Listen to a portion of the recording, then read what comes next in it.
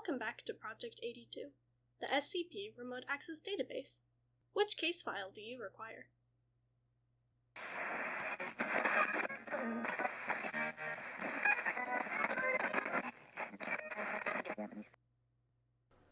Item number SCP-176. Object Class Euclid. SCP-176 is contained on-site under the cover of industrial chemical contamination. Any civilians attempting to enter SCP-176 must be detained. Multiple high-speed cameras are set up within the observation room and linked to continuously running analysis computers. If any deviation is observed in the recorded sequence, all recorded data must be immediately backed up and senior staff notified. SCP-176 is an abandoned chemical factory situated near. The building consists of a factory floor and an observation room on the second floor, separated from the main room by one-way mirrors. There are 3 entrances to the building. A 3-bay loading dock whose doors have been welded shut. A ground floor employee entrance. A second floor observation room entrance accessible via a metal staircase on the north end of the building. When the main building is entered via the loading dock or employee entrance, no anomalies are observed, merely an empty room in severe disuse and disrepair, with a small amount of metallic debris consistent with a stripped-down abandoned factory. The inside staircase leading up to the observation room is missing and inaccessible, and so far every attempt to enter the observation room via the inside of the factory through the access door or windows has failed. When the observation room is entered via the second floor outside door, a factory observation room consistent in disuse and disrepair to the rest of the building is found. However, when the factory floor is viewed through the observation room windows, the anomalous property of SCP-176 is visible. The view from the observation room window shows a static repeating scene that lasts approximately 11.3 seconds before repeating. Visible through the window is a room with the same dimensions and layout as the factory floor, but painted white and sterilized. Set up in the middle of the room is a huge electronic device of indeterminate function, covering at least 50 square meters, and extending approximately 2 meters in height at its highest point. 5 individuals in white clean suits appear to be working on the device. Approximately 5.9 seconds into the scene, the employee entrance door bursts open and 4 individuals wearing black tactical armor with no identifying marks or emblems enter the room and open fire onto the research personnel. At 11.3 seconds, the device in the center of the room emits an intense flash of light and radiation, and the scene resets. Analysis of thousands of instances of the scene has shown no variation in the sequence. So far, all attempts at interacting with the scene have failed. Any attempts to breach the window or door from within the observation room are met with resistance inconsistent with the suggested strength of the materials comprising their frames. To date, all attempts that have resulted in successful penetration of the door or window have resulted in the damage being instantly reverted along with the sequence during the burst of light. Any tools or limbs extended outside of the observation room are cleanly severed and have never been found. Research is ongoing into the nature of the device at the center of SCP-176, as well as the identities of the individuals involved. Addendum 176-1 Further analysis of individuals in SCP-176. Analysis has yielded the following information regarding the individuals visible in the scene. Unidentified researcher number 1. Male Caucasian, approximately 40 years of age, with brown hair and green eyes. Stands in the southeast corner of the room, reading from a standing monitor. Hit 3 times in the chest by automatic fire at approximately 8.1 seconds and appears to be killed instantly. Unidentified researcher number 2. Male Asian, approximately 35 years of age, with black hair and brown eyes. Stands to the left of researcher number 1, carries a clipboard with indecipherable writing on a notepad. Hit once in right shoulder at 8 seconds before dropping to the floor, out of sight behind the device. Unidentified researcher number 3. Female Caucasian, approximately 40 years of age, with brown hair and amber eyes. Sits at a desk in the southwest corner of the room, working at a computer station. Is out of line of sight when the gunfire begins and takes cover under the desk. Appears to be reaching for a weapon of some sort shortly before the end of the sequence. Unidentified researcher number 4. Male Caucasian, approximately 45 years of age, with brown hair and indeterminate eyes. Stands in front of the device to the northeast with his back to the observation room. Shot twice in the head at 7.2 seconds, killed instantly. Unidentified researcher number 5. Male, indeterminate. Stands in the northwest corner, mostly obscured. Presumably shot at approximately 7.8 seconds and drops down out of sight. Unidentified assailant number 1. Male, indeterminate, wielding a suppressed M4A1. Enters first, shoots researcher number 4 and researcher number 5, then moves towards the device. Unidentified assailant number 2. Male, indeterminate, wielding a suppressed MP5N. Enters second, turns left and shoots researcher number 1 and researcher number 2, then sweeps towards the southeast. Unidentified assailant number 3. Male, indeterminate, wielding a suppressed MP5N. Enters third, turns right, and moves under the observation room. Unidentified assailant number 4. Male, indeterminate, wielding a suppressed TMP. Stays at the door, covering the others. Case file ends. Which case file do you require?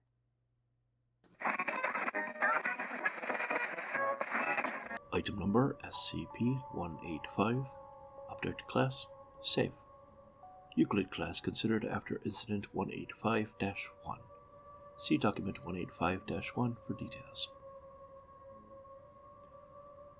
SCP-185 is to be kept in a soundproof room with noise-filtering microphones for monitoring purposes. Standard guard procedures are to be used for this object. Ear protection must be worn by all occupants in the chamber, excluding test subjects. SCP-185 appears to be a Russian R-105M radio used during the Cold War, except that it has a crudely added keypad and LCD screen. The object can receive most radio transmissions, including encrypted signals. Attempts to determine how it can break even the strongest of encryptions have so far been fruitless. SCP-185 has a very long range, surpassing even modern radio equipment. It functions as a normal radio until input is added via the keypad. It seems that if a year is entered into the keypad, the radio will receive transmissions from the specified era, depending on if messages were being broadcast on the set frequency. This function was discovered when, upon entering the random number of 1939, Neville Chamberlain was heard declaring war on Germany. The possibility of experimenting with dates and times has been noted and is being researched. The possibility of entering future dates is being discussed. It has yet to be decided whether the benefits outweigh the risk of causing a time paradox. On the inside, the radio appears to be unaltered and the keypad is contained in a box affixed to the side of the radio.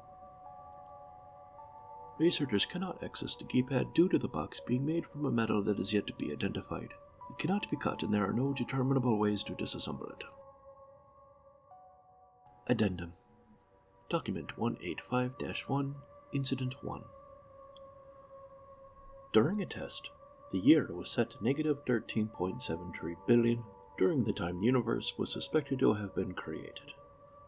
Sound volumes emitted by the object could not be measured with standard equipment. Survivors further from the incident reported rumbling sounds similar to recorded radio emissions from the sun. All those within 200 meters of the epicenter died of asphyxiation. Sound waves had ruptured capillaries in the lungs. Autopsy reports indicate that the victims essentially drowned in their own blood. The device failed to operate for some time after that incident, and it was found that the device's internal battery pack had failed. Replacing it restored functionality. It was noted that the LCD screen was still lit, suggesting that the device has no special power aside from the anomalous box. The sound waves have also rendered SCP inoperable, leading to the reclassification of said SCP as neutralized. The radio seems to have received no damage. Structural damages have been reported on site, and the section had to be shut down for repairs. Testing has been postponed until further notice.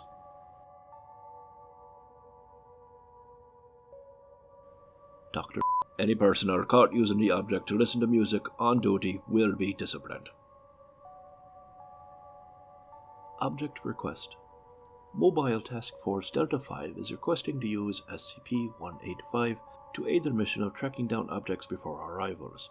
Task Force believes Iranians have important information and wish to intercept their transmissions. Request accepted. Case file ends. Which case file do you require?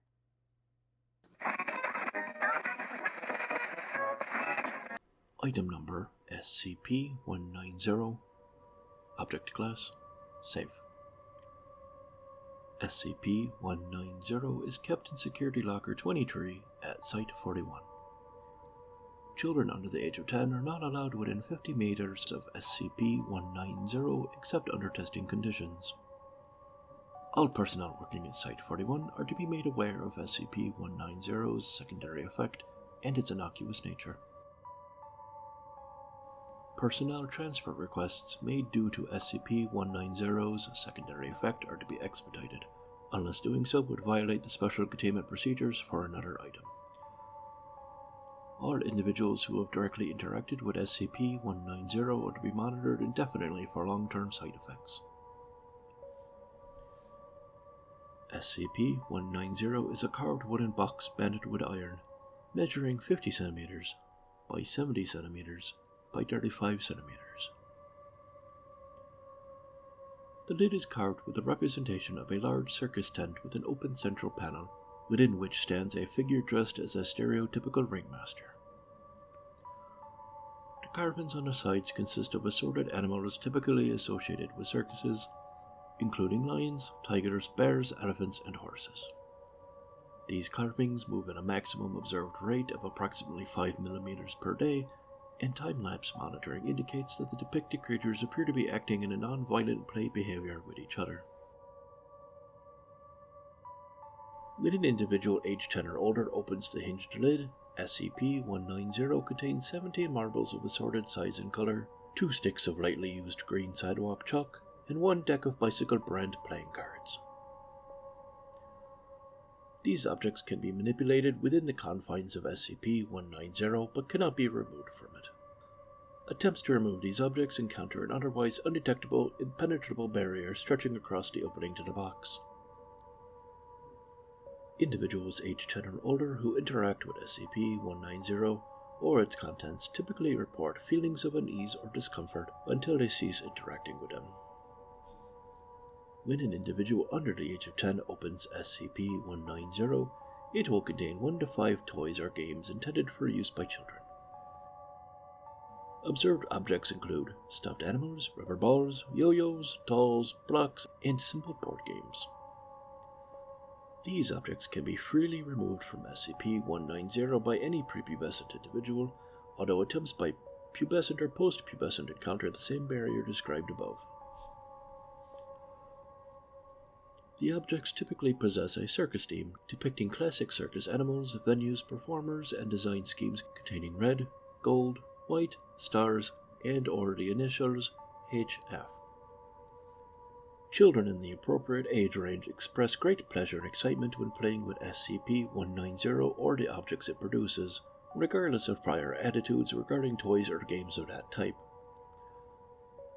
Children exhibit more energetic play behaviors than they normally do, as well as more physical activities such as somersaults, cartwheels, climbing nearby objects, and simple 1 and 2 object juggling. Most play behaviors include incidental elements of causing harm to other people, especially those older than themselves. All objects produced by SCP-190 are capable of causing extreme damage, regardless of their composition. Representative samples below. Objects produced by SCP-190 vanish if placed back within it and the lid is closed. Toy or game. Red and white striped rubber ball with a gold star on one end. Usage by child. 8-year-old male bounced against a wall 37 times prior to throwing it at a supervising junior researcher. Result: the wall had noticeable shallow dents where it had been struck. The junior researcher suffered 2 cracked ribs and significant soft tissue bruising where she had been struck. Child expressed disappointment that junior researcher didn't throw the ball back. Toy or game. Stuffed elephant made of felt, measuring 35 centimeters in height, wearing a red and gold saddle with the initials HF embroidered on the sides. Usage by child. 4-year-old female moved toy as if it were walking, child making trumpeting noises before making it step on the foot of supervisory D-class. Result: D-class's foot suffered multiple complex bone fractures and hemorrhaging consistent with a crush injury. Child chided D-class for getting in the way of the toy. Toy or game. See the Big Top, a board game of similar design to the 2004 edition of Candyland. Usage by child. 6-year-old male begged supervisory D-class to play game until D-class was ordered to do so by researchers. Result: child lost game and threw cards at D-class in anger. D-class suffered deep paper cuts to the face, hands, and forearms requiring multiple bandages. Child hugged D-class after completion of game and asked if she would receive Batman adhesive bandages to make the boo-boos better. Toy or game. Tin container labeled Junior Clown Kit, containing 30 grams, 1 ounce, of clown white grease paint, 2 red jumbo makeup pencils, 2 yellow/gold makeup pencils, small hand mirror. Usage by child. 7-year-old female decorated own face and that of supervisory D-class. Result: D-class suffered mild chemical burns where makeup had made contact with skin and developed persistent allergy to lanolin. Child was unharmed. Toy or game. Lacquer finished red wooden rod resembling a miniature version of SCP-2024. Usage by child. 9-year-old female touched various furnishings around the room, including the supervising D-class's arm. Result: D-class's arm tied into a knot. Child commented on D-class's improved physical appearance. After initial testing ceased, following the determination of baseline properties, an additional property became apparent. If SCP-190 and its contents have not been used by a child under the age of 10 for 29.5 consecutive days, faint calliope music will be audible to all individuals within 50 meters of SCP-190. This music appears to act as a mild cognitohazard, wherein children under the age of 10 will seek out SCP-190 if they are aware of its existence.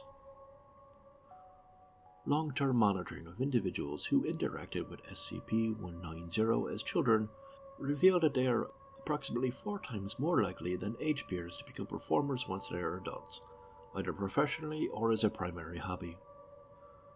Typical examples include acrobatics, magic or sleight of hand, animal training, and improvisational oratory and acting. Subjects do not otherwise display statistically significant behavioral abnormalities.